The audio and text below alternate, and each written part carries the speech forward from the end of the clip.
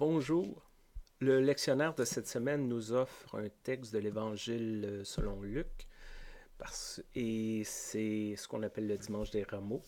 C'est l'histoire de l'entrée triomphante de Jésus à Jérusalem quelques jours, ou en tout cas quelques temps avant son arrestation et sa mise à mort. Euh, on a entendu souvent cette histoire, surtout certains côtés un peu bizarres d'un point de vue narratif, je pourrais vous dire. Bon, il dit aux disciples, allez chercher l'âne, vous allez rencontrer quelqu'un, il va vous dire ça, vous allez répondre ça. Puis là, les disciples y vont, puis là, la personne dit ça, les disciples répondent ça. On a l'impression de dire comme, ah ouais, let's go, avance, là. On a compris, avance. Euh, Ce qui a retenu mon attention cette année, c'est les deux dernières phrases les deux derniers versets du lectionnaire de cette semaine. Bon, c'est l'entrée triomphale, tout le monde crie, tout le monde célèbre.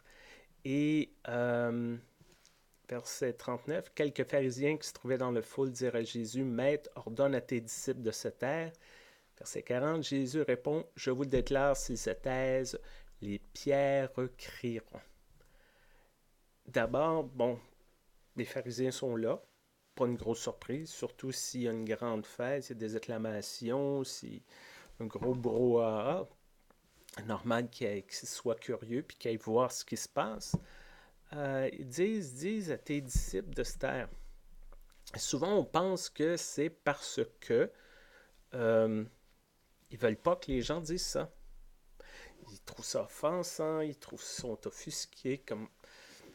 Mais peut-être ici, les pharisiens disent arrêtez de dire ça parce que ça va nous mettre tous et toutes dans le trouble. Parce que en Galilée, Jésus dit il est l'envoyé du Seigneur, il va être le nouveau roi, le Fils de Dieu. Pof! C'est un autre illuminé de la région.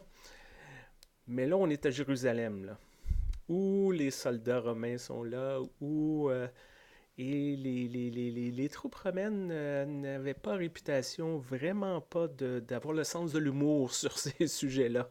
Loin de là. Plusieurs histoires dans les récits historiques de massacres de population pour beaucoup moins dans la région. Donc ici, on voit un peu les pharisiens excusez-moi, j'ai un courriel qui vient de rentrer.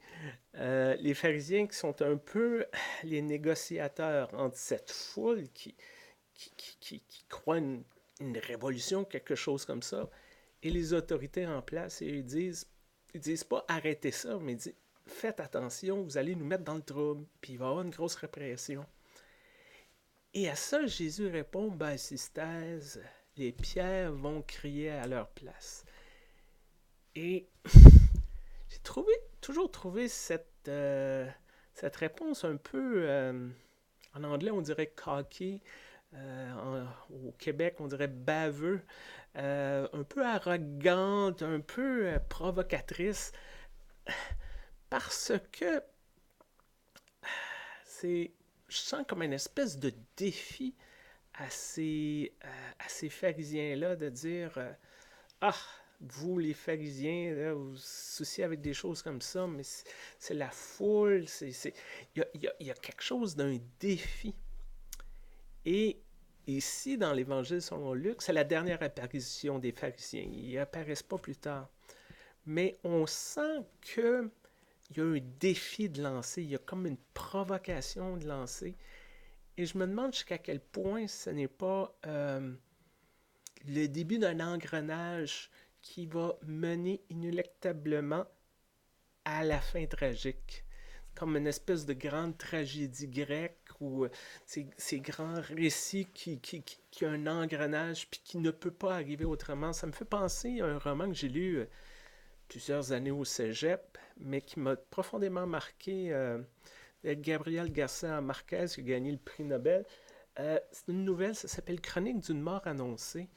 Et je ne sais pas si vous l'avez lu, juste au cas où je vous fais ça vite, vite, simple, simple. Il y a un meurtre et on a le meurtre à la fin du premier chapitre. Le gars, il se fait poignarder et tout ça. Et tout au long des chapitres subséquents, on a un peu l'histoire du point de vue de plusieurs personnages avec un peu de background, un peu après tout ça. Et l'auteur, qui fait comme une espèce d'enquête, essaie de voir qu'est-ce qui a causé ça. Et tout ce qu'il arrive à constater, l'auteur, le narrateur, je veux dire, le narrateur de l'histoire, c'est que il y a une série d'engrenages, une série de choses qui arrivent et tout le monde savait que le personnage était pour se faire tuer. Il n'y a rien qui a pu empêcher ça. Et comme une espèce une finalité, une fatalité incapable. Et un peu ça que je vois dans cette histoire-là. Il y a une entrée triomphante et c'est très merveilleux, les gens. Et à quelque part, il y a un déclic qui fait que non, qui donne un peu l'indice à la personne qui lit l'Évangile ou qui l'entend, dire, comme dans un film, comme dans un roman, non, ça va mal tourner cette histoire-là. Puis ça, c'est le premier cue que je vous donne. C'est sûr, cette semaine, je vous souhaite d'être capable de vivre l'expérience du Dimanche des Rameaux, soit dans une paroisse, une communauté chrétienne. Euh, Peut-être aussi de réfléchir sur comment on prend pour acquis des fois certaines de nos lectures de l'Évangile ou de certains textes religieux. Comment on prend acquis qu'il y a quelqu'un qui est méchant, donc on regarde toujours sur cette loupe-là, mais les pharisiens, peut-être que ici, ils ne sont pas méchants. Peut-être juste qu'ils essayent de ménager la chèvre et le chou.